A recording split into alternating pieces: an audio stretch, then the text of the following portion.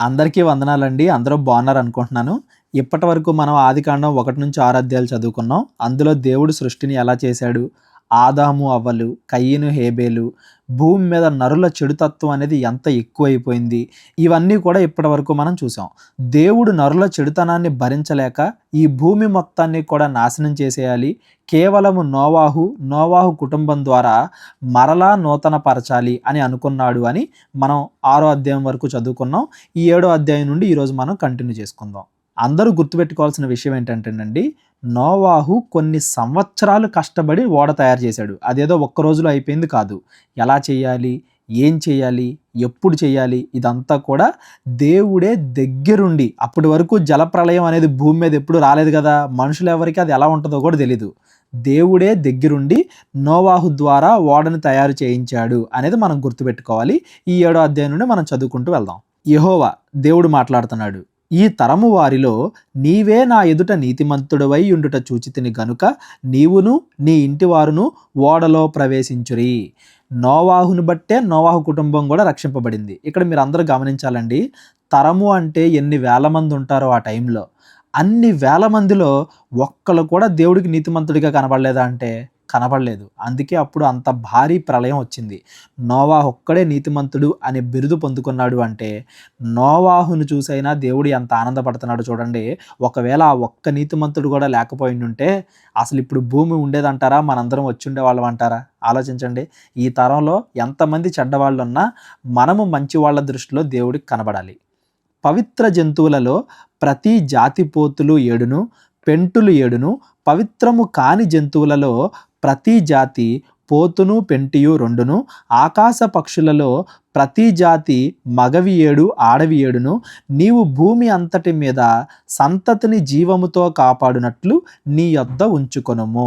అదేంటి 6వ అధ్యాయంలో 2 మాత్రమే, ఆడవి మగవి మాత్రమే ప్రతి జాతిలో తీసుకురమ్మన్నాడు కదా, ఇక్కడేంటి 7 అంటున్నారని మీరు కన్ఫ్యూజ్ అవ్వద్దండి.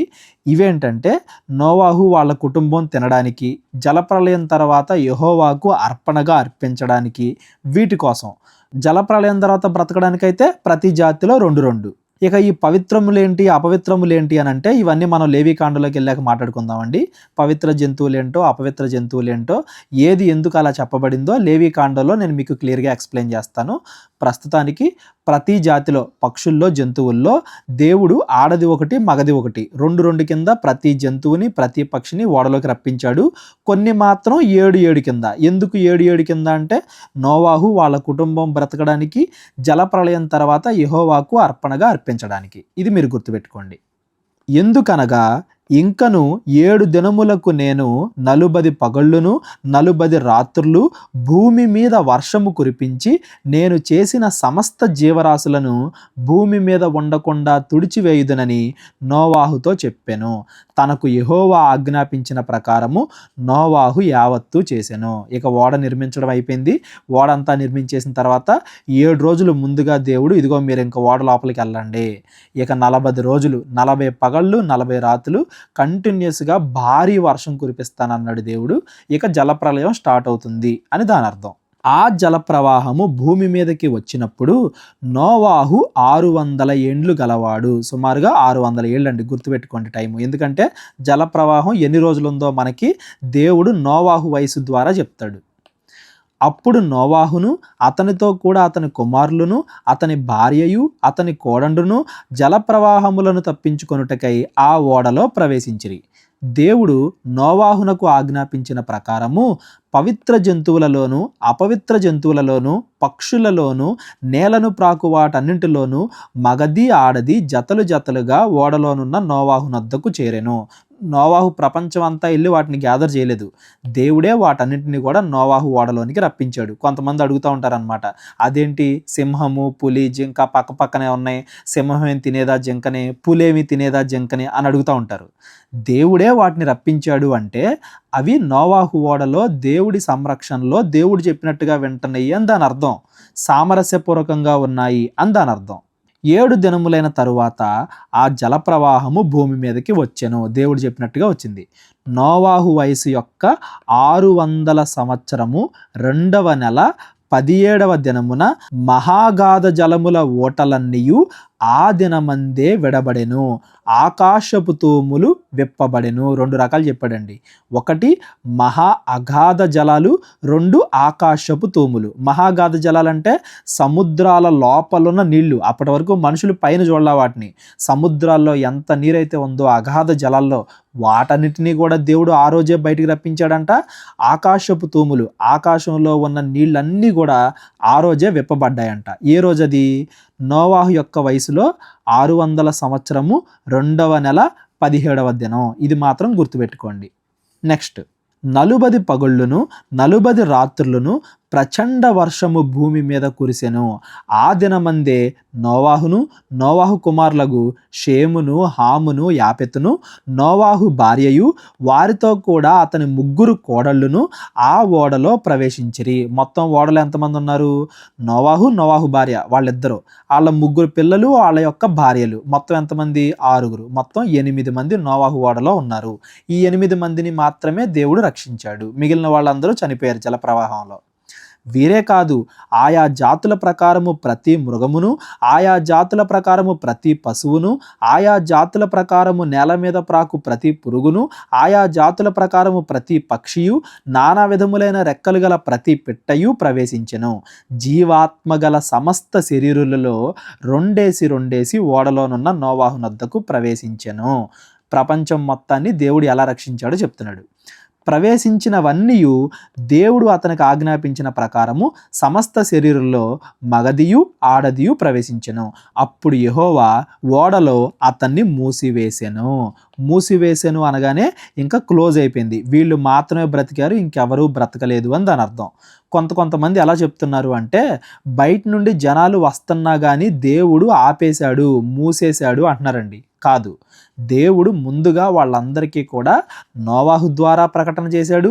దేవుడే ఆత్మస్వరూపిగా, యేసుక్రీస్తు వారు ఆత్మస్వరూపిగా వెళ్ళి వాళ్ళందరికీ రండి, బ్రతకండి, మనసు మార్చుకోండి, ఓడలోకి ప్రవేశించండి అని దేవుడు కోరుకున్నాడు. కానీ మనుషులు వాళ్ళ పాపాల్లోనే ఉండిపోయి ఓడ దగ్గరికి రాలేదు. దేవుడు బలవంతంగా ఎవరిని కూడా ఓడలో ప్రవేశించకుండా ఆపట్లేదు. మనుషులే దేవుడి కంటే, రక్షణ కంటే వాళ్ళ పాపాలే ఎక్కువ అనుకుంటూ ఈ లోకంలోనే బ్రతుకుతున్నారు అని దాని అర్థం. అది గుర్తుపెట్టుకోండి.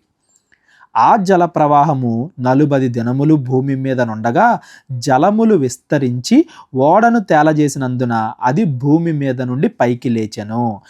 జలములు భూమి మీద ప్రచండముగా ప్రబలి మిక్కిలి విస్తరించినప్పుడు ఓడ నీళ్ల మీద నడిచెను. ఆ ప్రచండ జలములు భూమి మీద అత్యధికముగా ప్రబలినందున ఆకాశమంతటి కిందనున్న గొప్ప పర్వతములన్నీ మునిగిపోయెను. నీళ్లు ఎంత హైట్లో వేసాయంటే పర్వతాలు కూడా మునిగిపోయినాయి అంట. అంత హైట్లో నీళ్ళు వచ్చాయి. 15 మూరల ఎత్తున నీళ్లు ప్రచండముగా ప్రబలెను గనుక పర్వతములను మునిగిపోయెను. ఎన్ని మూరలంట? 25 అడుగులు అనుకోండి, సుమారుగా 25 అడుగుల ఎత్తున నీళ్ళు వచ్చాయి. ప్రపంచం మొత్తం కూడా అంతమైపోయింది. నేను ఆల్రెడీ ముందు చెప్పాను కదా, జలప్రళయానికి ముందు భూమి అంతా ఒక చోటు ఉండేది, సముద్రాలన్నీ ఒక చోటు ఉండేవి. సముద్రాల్లో ఉన్న నీళ్లు, ఆకాశంలో ఉన్న నీళ్లు అన్నీ కలిపి ఒకటేసారి పడేసరికి భూమి మొత్తం, ఆ పర్వతాలు కూడా మునిగిపోయినాయి అంట. అప్పుడు పక్షులేమి, పశువులేమి, మృగములేమి, భూమి మీద ప్రాకు పురుగులేమి, భూమి మీద సంచరించు సమస్త శరీరులేమి, సమస్త నరులేమి చచ్చిపోయిరి. పొడి నేల మీద ఉన్న వాటన్నింటిలోనూ నాసికారంధ్రములలో జీవాత్మ సంబంధమైన ఊపిరి గలవన్నీ చనిపోయెను. నరులతో కూడా పశువులను, పురుగులను, ఆకాశ పక్షులను, నేల మీదనున్న జీవరాశులన్నీ తుడిచివేయబడెను. అవి భూమి మీద నుండకుండా తుడిచివేయబడెను. నోవాహును అతనితో కూడా ఆ ఓడలో ఉన్నవి మాత్రమే మిగిలి ఉండెను. ఇది ఎందుకు ఇంత క్లియర్గా చెప్తున్నాడంటేనండి, దేవుడు రక్షణ ఆహ్వానం అనేది అందరికీ ఇస్తాడు, రక్షింపబడే అవకాశం అందరికీ ఇస్తాడు. కానీ ఎవరైతే మారు మనసు పొంది దేవుడు చెప్పిన మార్గంలో ప్రయాణిస్తారో వాళ్ళు మాత్రమే బ్రతుకుతారు. మిగిలిన వాళ్ళందరూ తుడిచివేయబడతారు, చనిపోతారు. ఇప్పుడు ఈ కాలంలోనైనా అంతే. యేసుక్రీస్తు వారి 2వ రాకడ వచ్చింది అంటే, ప్రపంచం అంతమైపోయే మన మరణం వచ్చింది అంటే, ఎవరైతే యేసుక్రీస్తుని నమ్ముకున్నారో వాళ్ళు మాత్రమే బ్రతుకుతారు. మిగిలిన వాళ్ళందరూ కూడా తుడిచివేయబడతారు. నోవాహు జలప్రళయం అనేది దానికి ఒక ఉదాహరణ. జలప్రళయం వచ్చేంత వరకు ఎవరు నమ్మలా, ఎందుకు వస్తాయి అన్ని నీళ్లు అనుకున్నారు. వచ్చిన తర్వాత అయ్యో అని అనుకునే గ్యాప్ కూడా ఉండదు, చనిపోతాం. కాబట్టి మనకి ఇంకా సమయం మిగిలుండగానే, రక్షణ ఆహ్వానం మన ముందు ఉండగానే మనం దేవుని నమ్ముకోవాలి, రక్షింపబడాలి. 150 దినముల వరకు నీళ్లు భూమి మీద ప్రచండముగా ప్రబలెను. వర్షమేమో ఎన్ని రోజులు కురిసిందండి? 40 రోజులు, 40 రాత్రులు 40 పగళ్ళు వర్షం కురిసింది. 150 రోజులు భూమి మీద ప్రచండంగా ప్రబలుతూనే ఉన్నాయంట. అంటే వరద అనుకోవాలో లేకపోతే ఇంకా ఏమనుకోవాలో కానీ నీళ్ల హైట్ మాత్రం 150 రోజులు అట్లాగే ఉందంట. 150 రోజులు ఏం బ్రతికింది చెప్పండి? ఓడలో ఉన్నవి తప్ప మిగిలినవేవి బ్రతకలేదు. ఆ ఓడలో ఉన్న వాటిపైన కూడా దేవుడి కృప ఉంది కాబట్టే బ్రతికాయి. లేదంటే ఆ ప్రళయం వస్తే ఎటువంటి ఓడైనా ఇవాళ చెక్కలతో కాదు, మనం ఐరన్తో చేసుకున్నా కానీ ఓడ పగిలిపోద్ది. దేవుడి తోడుంది కాబట్టే ఆ ఓడలో ఉన్న జీవము కలిగినవన్నీ కూడా బ్రతికాయి. 40 రోజులు వర్షం పడింది, 150 రోజులు నీళ్లు వరద ప్రబలుతూనే ఉందంట. ఆదికాండం 8వ అధ్యాయం. దేవుడు నోవాహును అతనితో కూడా ఓడలోనున్న సమస్త జంతువులను సమస్త పశువులను జ్ఞాపకము చేసుకొనెను.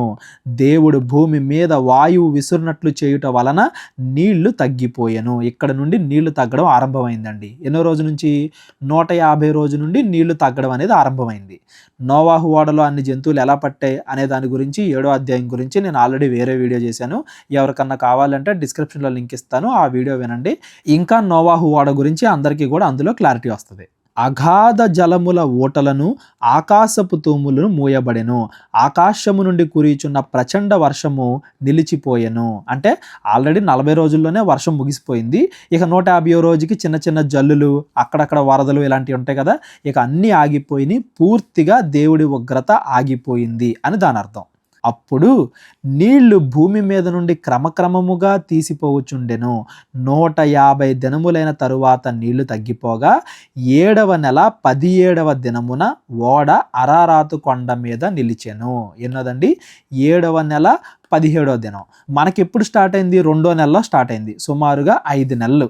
5 నెలల తరువాత ఓడ అరారాతు కొండ మీద నిలిచిందంట. ఈ 5 నెలలు ఓడలోనే ఉన్నారా నోవాహు కుటుంబం, ఆ సమస్త జీవజాతులు అంటే ఓడలోనే ఉన్నాయి. నీళ్లు 10వ నెల వరకు క్రమక్రమముగా తగ్గుచూ వచ్చెను. 10వ నెల మొదటి దినమున కొండ శిఖరములు కనబడెను. 40 దినములైన తరువాత నోవాహు తాను చేసిన ఓడ కిటికీ తీసి ఒక కాకిని వెలుపలికి పోవిడిచెను. కాకిని ఎందుకు పోనిచ్చాడు? భూమి ఎండిపోయిందో లేదో తెలుసుకుందామని. అది బయటకు వెళ్ళి భూమి మీద నుండి నీళ్లు ఇంకిపోవు వరకు అటూ ఇటూ తిరుగుచుండెను. మరియు నీళ్లు నేల మీద నుండి తగ్గినవో లేదో చూచుటకు అతడు తన యొద్ద నుండి నల్ల పావురం ఒకటి వెలుపలికి పోవిడిచెను. ఇక్కడ చూడండి, ఫస్ట్ ఏమో కాకిని విడిచాడు, అదేమో తిరిగి రాలా. తిరిగి నోవాహు దగ్గరికి వచ్చి చెప్పలా నీళ్లు ఎండాయో ఎండలేదో. దానికి ఏదన్నా కొండ మీద కొంచెం ప్లేస్ దొరకడమో, శవాలను పీక్కు తింటమో ఏదో జరిగిందేమో కానీ నీళ్లు ఇంకిపోయేంత వరకు కూడా కాకి తిరిగి రాలేదు. అప్పుడు ఏం చేశాడు నోవాహు? నల్ల పావురాన్ని ఒకదాన్ని వదిలాడు. ఈ నల్ల పావురం ఏం చేసింది? నీళ్లు భూమి అంతటి మీద ఉన్నందున తన అరికాలు నిలుపుటకు దానికి స్థలము దొరకలేదు కనుక ఓడలోనున్న అతని యొద్దకు తిరిగి వచ్చెను. అప్పుడు అతడు చెయ్యి చాపి దాన్ని పట్టుకొని ఓడలోనికి తీసుకొనెను. అందుకే చాలామంది కాకితో కాకుండా పావురంతో పోలుస్తారు శాంతిని. ఎందుకంటే కాకి మృతజీవులు, కళేబరాలు అలాంటివి ఉన్నా కానీ బతికేసిద్ది. కానీ పావురం మాత్రం తనకి మంచి పరిస్థితులు ఉంటేనే, ప్రశాంతమైన జీవితం ఉంటేనే బ్రతికిద్ది. అందుకే మళ్ళా తిరిగి నోవాహు దగ్గరికి పావురం తిరిగి వచ్చేసింది.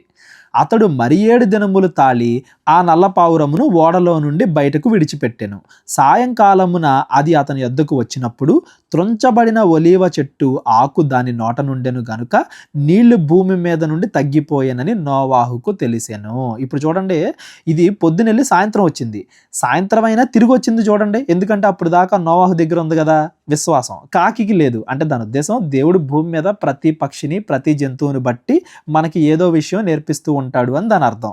అయితే సాయంకాలం వచ్చినప్పుడు దాని నోటి మీద ఒలీవ చెట్టు యొక్క ఆకు ఉంది. అంటే నీళ్ల హైట్ బాగా తగ్గిపోయింది, ఇంకా రేపో మాపో మనం ఓడ దిగి వెళ్ళిపోవచ్చు అని నోవాహుకి అర్థమైంది. అందుకే శాంతి, దేవుడి కోపం చల్లారిపోయింది, ఇక మనం ప్రశాంతంగా ఉండొచ్చు అంటానికి గుర్తుగా ఒక చిన్న ఆకు నోట్లో పట్టుకున్న పావురాన్ని మనం అనేక చర్చెస్లో బొమ్మలుగా చూస్తాం. దాని గుర్తు ఏంటంటే ప్రశాంతత, దేవుడి ఉగ్రత అనేది వెళ్ళిపోయింది, ఇక మనుషులు విశ్రాంతి తీసుకోవచ్చు, ప్రశాంతంగా ఉండొచ్చు అంటానికి గుర్తుగా దాన్ని పెడతారు. అతడు ఇంకా మరి 7 దినములు తాళి ఆ పావురమును వెలుపలికి విడిచెను, ఆ తరువాత అది అతని యొద్దకు తిరిగి రాలేదు. అంటే ఇంకా బయటికి వెళ్ళిపోయే సమయం వచ్చింది అని.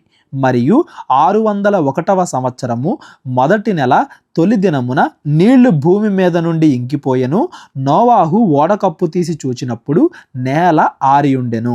2వ నెల 27వ దినమున భూమి ఎండిపోయెను. మొదటి నెలలోనేమో నీళ్ళన్నీ వెళ్ళిపోయినాయి, అయినా కానీ భూమి కొంచెం తడితడిగా ఉంది, ఆరిపోయింది. ఇక భూమి పూర్తిగా ఎండిపోయింది ఎప్పుడు? 2వ నెల 27వ దినమున.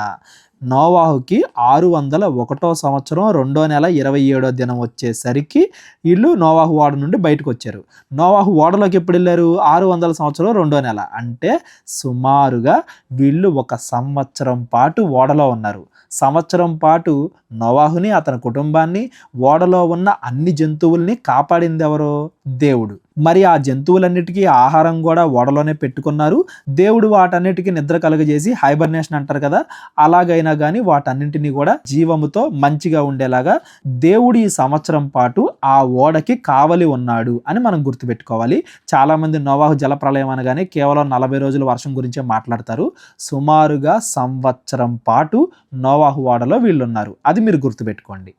అప్పుడు దేవుడు, నీవును నీతో కూడా నీ భార్యయు నీ కుమారులు నీ కోడండును ఓడలో నుండి బయటికి రండి. ఎప్పుడు బయటికి రావాలో కూడా దేవుడే చెప్తున్నాడండి. నీళ్ళు ఎండిపోయాయి కదా, నోవాహు బయటకు వచ్చేలా తొందరపడి దేవుడు ఎప్పుడు చెప్తాడా అని వెయిట్ చేస్తూ ఉన్నాడంట. దేవుడు చెబితేనే ఏదైనా చెయ్యాలి అనే నోవాహు విశ్వాసం చూడండి. 600 సంవత్సరాలు నీతిమంతుడిగా బతికాడు నోవాహు. మనం 60 సంవత్సరాలు బ్రతకడానికే చాలా కష్టపడుతున్నాం. పక్షులు, పశువులు, భూమి మీద ప్రాకు ప్రతి పురుగులు మొదలైన సమస్త శరీరాలలో నీతో కూడా ఉన్న ప్రతి జంతువును వెంటబెట్టుకొని వెలుపలికి రావలెను. అవి భూమి మీద బహుగా విస్తరించి భూమి మీద ఫలించి అభివృద్ధి పొందవలెనని నోవాహుతో చెప్పాను. ఎప్పుడైతే ఆదికాండం 1వ అధ్యాయం 1వ వచనంలో దేవుడు ప్రతి దాన్ని చేసి ఫలించి అభివృద్ధి పొందండి అని చెప్పాడో, మళ్ళా అదే మాట మనకి ఇక్కడ 8వ అధ్యాయంలో కనబడుతుంది. అంటే దేవుడు మరలా నూతన పరిచాడు అని దాని అర్థం. కాబట్టి నోవాహును, అతనితో కూడానున్న అతని కుమారులను, అతని భార్యయు అతని కోడళ్ళును బయటకు వచ్చిరి. ప్రతి జంతువును, పాకు ప్రతి పురుగును, ప్రతి పిట్టయు, భూమి మీద సంచరించుచున్నవన్నీ వాటి వాటి జాతుల చొప్పున ఆ ఓడలో నుండి బయటకు వచ్చెను. అప్పుడు నోవాహు యెహోవాకు బలిపీఠము కట్టి పవిత్ర పశువులన్నింటిలోనూ పవిత్ర పక్షులన్నింటిలోనూ కొన్ని తీసుకొని ఆ పీఠము మీద దహన బలి అర్పించెను. జలప్రళయం తర్వాత మొదటి దహన బలి 7 తీసుకొచ్చాడు కదా పవిత్ర జంతువుల్లో, వాటిలో కొన్ని దహన బలిగా అర్పించాడు నోవాహు. అప్పుడు యెహోవా ఇంపైన సువాసనను ఆగ్రహించి ఇక మీదట నరులను బట్టి భూమిని శపించెను.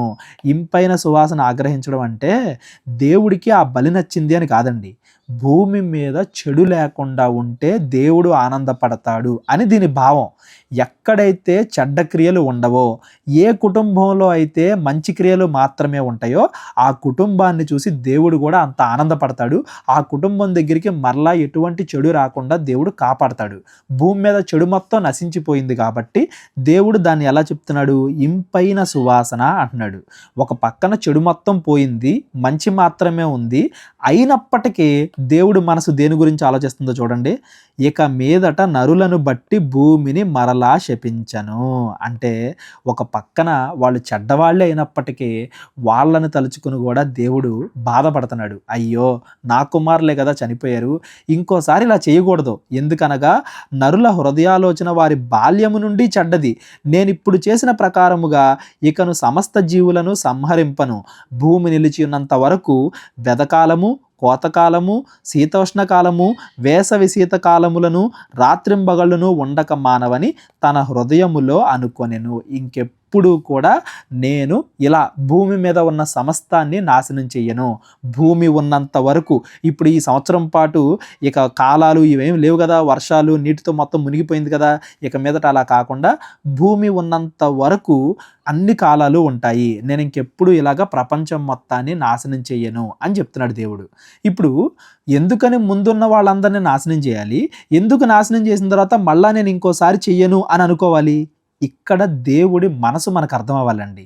దేవుడు ఎంత ప్రేమామయుడో అంతే న్యాయవంతుడు. ఆయన న్యాయము పాటిస్తాడు, ప్రేమ చూపిస్తాడు. చెడు ఉన్నప్పుడు దానికి శిక్ష విధించాలి. రెండవసారి అలా జరగకుండా ఎంత ప్రయత్నించాలో అంత ప్రయత్నించాలి. దేవుడు ప్రతి చోట తాను ఎంతైతే చేయగలడో అంత చేసుకుంటూ వచ్చాడు. ఆదాము అవ్వలను ముందుగా హెచ్చరించాడు, కయీన్ని ముందుగా హెచ్చరించాడు. ఈ నోవాహు జలప్రళయం అప్పుడు ప్రపంచంలో ఉన్న అందరినీ దేవుడు హెచ్చరించుకుంటానే వచ్చాడు. అయినా కానీ వాళ్ళు మనసు మార్చుకోకపోవడం వల్ల నశించిపోయారు, చనిపోయారు. అయినా కానీ మనుషులు ఇంకెప్పుడు చెడ్డగానే ఉంటారు. నరుల హృదయాలోచన వారి బాల్యము నుండి చెడ్డది కాబట్టి ఇక నుండి వాళ్ళు చేసిన పనులను బట్టి వాళ్ళని తీర్పు తీర్చకుండా నా ప్రియ కుమారుణ్ణి నేను పంపిస్తాను. యేసుక్రీస్తు వారు భూమి మీదకి వచ్చి వీళ్ళ పాపాల కోసం ఆయన చనిపోతాడు. మీకు ఇక నుండి శిక్ష వేయకుండా మీ శిక్ష మొత్తాన్ని కూడా యేసుక్రీస్తు మీదకి ట్రాన్స్ఫర్ చేస్తాను. మీరు జస్ట్ మీ మనసు మార్చుకోండి, మీరు జస్ట్ మీ పాపాలు మానేసుకోండి, మీ అతిక్రమములు మానేసుకుని ఇక మీదట వాటిని చెయ్యకుండా ఉండండి చాలు అనే ఒక ఈజీ సొల్యూషన్ మనందరికీ కూడా తీసుకొచ్చాడు. ఇవాళ మనందరం ఈజీగా పరలోకం వెళ్ళిపోతున్నామంటే అది మనం చేసే మంచి పనుల వల్ల కాదు. మనం అంతకు ముందు చేసిన పాపాలకే మన బదులు శిక్ష యేసుక్రీస్తు వారు దేవుడే అనుభవించాడు. కాబట్టి మనం ఎలాగో చెడ్డవాళ్ళమని దేవుడికి తెలుసు. కాబట్టి మీరు మంచిగా మారండి చాలు. మీ తప్పులకి ఇక మీదట నేను మిమ్మల్ని శిక్షించను. మీ యొక్క శిక్ష మొత్తం ఇదిగో యేసుక్రీస్తు వారు భరించారు అనేదానికి ఈ నోవాహు జలప్రళయం మొట్టమొదటి సూచన.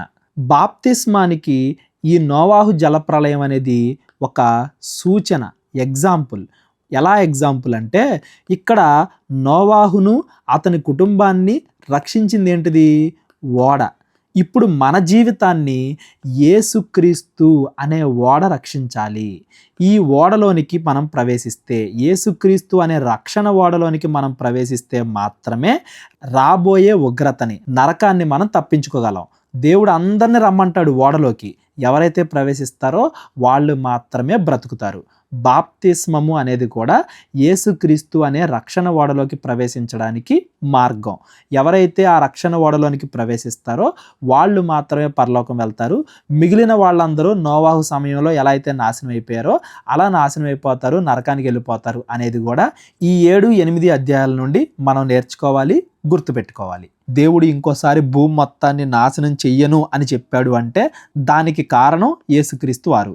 మనకిప్పుడు అప్పగించిన పని చాలా సింపుల్. మారు మనసు పొందాలి, పాపాలు మానేయాలి.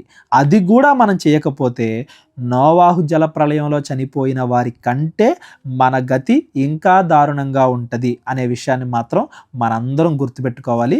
ఇక ఆదికాండం 9వ అధ్యాయం నుండి మనం రేపటి దినమున మాట్లాడుకుందాం. ఈ వీడియోలో ఎవరికైనా డౌట్లు ఉన్నట్లయితే నా నెంబర్ ఉంటుంది డిస్క్రిప్షన్లో, కాల్ చేయండి. అందరికీ వందనాలు. దేవుడు మీ అందరినీ దీవించును గాక. అందరికీ వందనాలండి. కేవలం 30 వీడియోస్లో బైబిల్ నేర్చుకోండి అనే ఎంతో విలువైన ఈ కోర్స్ జస్ట్ ₹1 మీకు కావాలి అంటే మీ పేరు, మీ ఊరు ఈ నెంబర్కి వాట్సాప్ చేయండి.